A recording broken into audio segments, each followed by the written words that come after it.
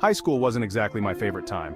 I was the kind of kid people might vaguely recognize but could never quite place. If they'd known my name, it probably would have surprised me. I'd always sit toward the back of the class, keep my head down, and avoid anything that would draw attention to myself. I didn't like to risk it. Too many times I'd felt that burning embarrassment of having said the wrong thing, and I'd learned that silence was easier. The worst part was that I didn't actually want to be invisible. I wanted to belong. I wanted to be one of those kids who seemed like they were born knowing how to talk to people, how to crack jokes effortlessly, how to walk into a room and make everyone like them. But that wasn't me. I was painfully aware of how average I was, and no matter how much I wanted things to be different, it felt like there was an invisible barrier between me and everyone else. Prom was one of those things I knew I'd regret skipping. I'd tell myself that it didn't matter, that the cheesy decorations and overpriced tickets weren't worth it, that it was just a night like any other. But deep down, I wanted to be there, just to experience it, to feel like a part of something bigger. I didn't go. I didn't have the nerve to ask anyone, and the thought of being there alone was even worse. So, while my classmates danced under the sparkling lights, taking pictures in fancy outfits, I sat alone in my room, pretending not to care. It was a strange, aching emptiness that I couldn't shake. When I got to college, I hoped everything would change. I'd pictured myself strolling confidently across campus, joining clubs and making friends with people who got me. But as soon as I arrived, the same old feelings crept back in. The campus felt massive, with seas of people rushing around, all seeming to know exactly where they were going and who they were.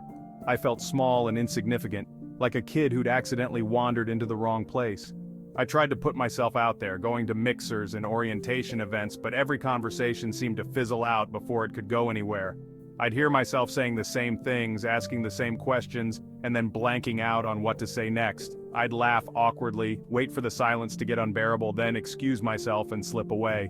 The worst part was that it felt like everyone around me was making friends, forming groups, and slipping into the rhythm of college life. Meanwhile, I was back to eating alone in the dining hall, scrolling through my phone to look busy. By the end of my freshman year, I'd pretty much given up. Maybe some people just weren't meant to have that carefree college experience. I figured I'd just focus on my studies and let everything else fall away. Sophomore year came with a new roommate, Chris. He was one of those people who seemed to have boundless energy, always on the go, always doing something. He'd wake up early to work out, spend his afternoons playing soccer or hanging out with friends, and still have the energy to study late into the night. I envied him, but I also found myself shrinking a little around him. It was hard to feel like I'd ever measure up. One night, Chris came back to the dorm, grinning and holding a bottle with a bright label that read, Nagano Tonic. He started mixing some into his water, and when he noticed me watching, he laughed and offered me some. "It's great," he said. "Keeps me going when I've got a full day. Want to try?" I hesitated but figured there was no harm in trying. The taste was surprisingly good, light and refreshing. I didn't think much of it at first, but later that evening I felt different. There was this calm focus, like my thoughts were clearer, and I wasn't as weighed down by my usual anxieties. I felt almost lighter. Over the next few days, I noticed that the effects were real. I wasn't dreading going to class, and I felt sharper, more present. It wasn't magic, but it was something. I decided to order my own bottle, hoping it could keep this newfound energy going. As I continued taking Nagano Tonic, I began noticing more subtle changes, not just in how I felt, but in how I acted. For one, I had this steady energy that helped me get through the day without feeling exhausted. Even more surprising, I was starting to lose some of the extra weight I'd carried since high school. My clothes started fitting better, and I noticed little things, like that I could actually see some definition in my arms when I looked in the mirror. But it wasn't just physical. With each day, my confidence grew. I was participating in class, raising my hand and not worrying about how I sounded. And outside of class, I started putting myself out there. I joined a study group for my literature class where I met Megan, a girl who'd later become one of my closest friends, and eventually, much more. One day, Megan mentioned a campus event happening that weekend and asked if I wanted to come. The old me would have made an excuse, found a reason not to go, but this time I said yes without hesitating. We spent hours talking, laughing, and actually having fun. For the first time in a long time, I felt like I belonged. By the time junior year rolled around, I was practically unrecognizable. Not just in appearance, but in how I carried myself. I wasn't hiding anymore. I had friends, people who genuinely cared about me, and even a girlfriend. Megan and I had grown close over the past year, and by the start of junior year, we were officially dating. She'd seen me at my best and worst, and somehow she liked me anyway. It felt surreal, going from a guy who couldn't hold a conversation to someone who was actually comfortable in his own skin. I'd come to realize that all those years of self-doubt and insecurity had been holding me back, blinding me to the person I could become. My days were full now, filled with studying, spending time with Megan, hanging out with friends, and trying new things.